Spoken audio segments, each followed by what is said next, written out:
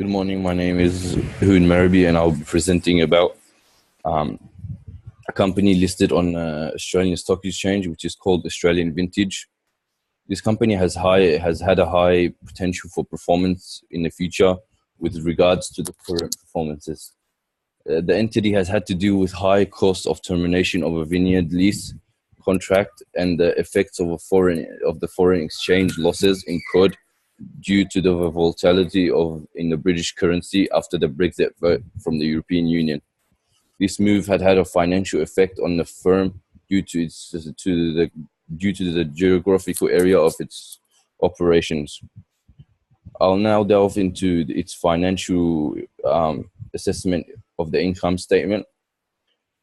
Australian Vintage experiences a drop in sales turnover from 129.6 million, which was recorded in 2015, to 119 million, which was recorded in 2015, late 2015. This represents an 8% decline in the sales revenue.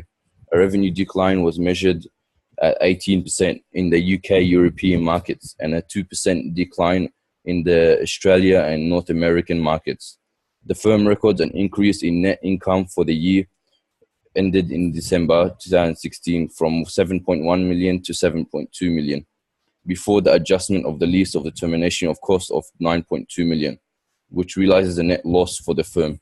The company, however, made a strategic move as the termination of the vineyard lease enabled an annual saving in grape costs worth 5 million, which ultimately weighs the cost of non-termination of the lease. The company general production is forecasted to be 1.61 million tons of grapes and a wine production capacity of 1.31 billion liters. A longer period analysts illustrate the revenue jump from 208 million to 230 in 2013 to 231 million in 2015 to 242 million in 2016. At 16.4% increases in the revenue amount from June 2013 to June 2016.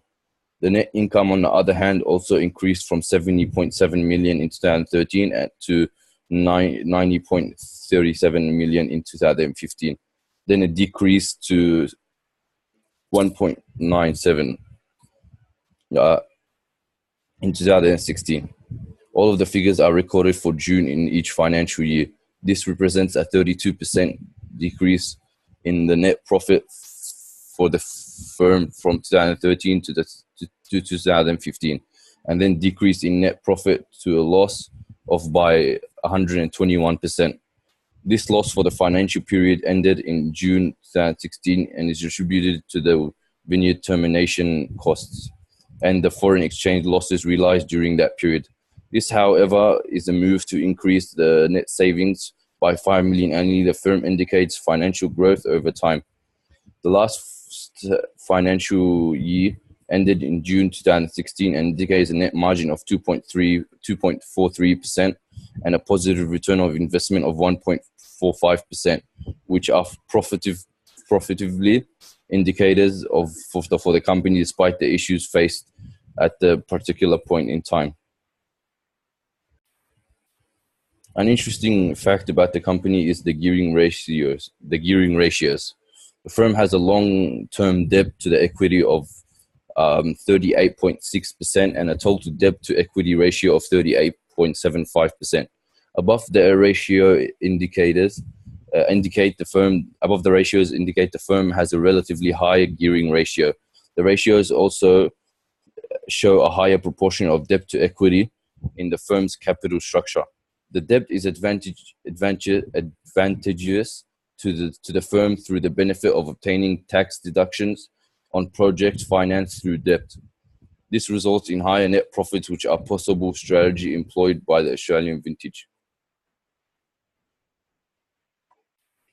Australia Vintage is a relatively fast-paced growing firm with a moderate current performance but a very promising future financial aspect. The firm has had some liabilities to manage and offset, which adversely affects the financial outlook in the short term. but the firm has a poised growth trajectory which might be suitable for investment.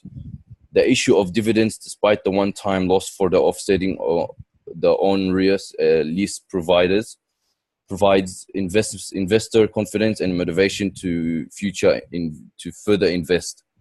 An ideal conclusive advice decision would to be to analyze the market carefully and estimate the gains to be made on the investment rather than the investment. The firm is likely to post a high performance and give a high return on the investment as per the financial outlook. The diversification of markets across Europe from Australia increases to overall sales, hence increasing the net output. The resultant net loss for the 2016 period had the effect of lowering intrinsic value, which subsequently lowers the value of the stock of the firm. This represents a potential opportunity for an investor to capitalize on investment in the firm. Based on the prior performance of which contingent obligations that cut into the firm's profit, the value is projected to go higher with increased retained earnings value. The Australian Vintage is one of the largest wine producing firms, growing rapidly. With the short-term challenges being dealt with, the firm is well positioned, particularly with the setting up of a strong foundation to the elimination of short and long-term liabilities. This strategic move positions the firm for the future without contingents or obligations regularly faced in the business life cycle. This provides room for growth and expansion, which has already been started by the company's top executive management. Backed by specific elite intellectuals, the company is projected to have some competent management that delivers, which also reflects in the previous financials. The company features a solid management and board of directors responsible for the management and administrative and communication functions. Better corporate communicative enables faster delivery of services and hence enabling the Vintage workforce to remain competitive and steadfast.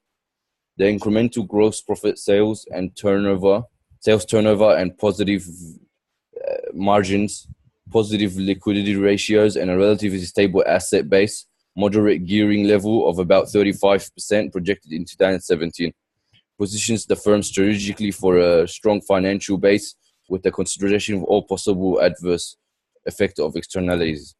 The Australia Vintage has the ability and the opportunity to advance into other markets across the globe, despite the stiff competition that may be lodged from other brands. Quality brands almost guarantee success, with popular examples like the McGain, Templar 2, and the Nipathy. The limitation the firm may face might be potential non-performance in the foreign markets due to the recent entry, which might require the firm to buy time before full stabilization.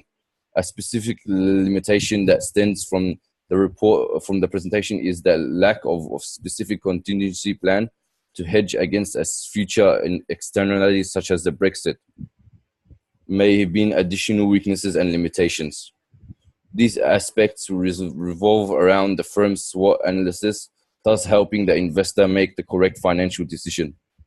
The firm, however, is a potential and prudent investment destination for potential investor, with the financial parameters analyzed suggesting a sound financial outlook of the firm.